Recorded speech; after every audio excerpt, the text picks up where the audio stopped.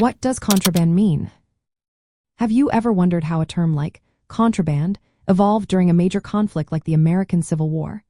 It's fascinating to see how language and meaning can shift in times of struggle. In the context of the Civil War, contraband took on a very specific and important definition. Originally, the term referred to goods that were illegally traded. However, during the Civil War, it became associated with escaped enslaved individuals who sought safety with Union forces. In August of 1861, the Union Army and the United States Congress made a significant declaration. They stated that escaped enslaved people who reached Union-controlled areas would not be returned to their Confederate owners. Instead, these individuals were classified as contraband of war.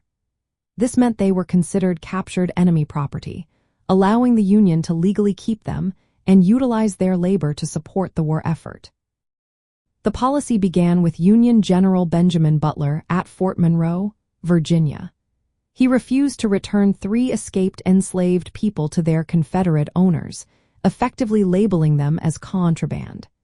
This action set a precedent that spread throughout Union-held territories, changing the course of many lives.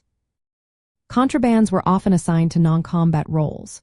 They built fortifications, worked as laborers, and performed various support tasks for the Union Army. Over time, many of these individuals received wages for their work. Camps were established near Union forces to provide shelter and support for these individuals. These camps became places where formerly enslaved people could start to build new lives, offering education and community.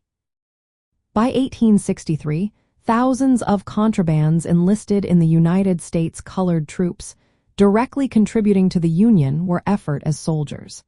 This was a significant shift, as it marked their transition from being considered property to active participants in the fight for freedom.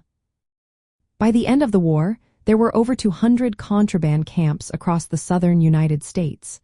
Notable communities emerged, such as the Freedmen's colony of Roanoke Island in North Carolina. About 3,500 formerly enslaved people built a self-sufficient settlement there.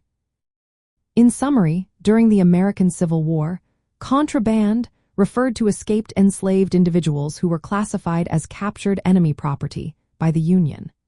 Their status played an essential role in the Union's military and humanitarian efforts, marking an important step toward emancipation and the eventual abolition of slavery.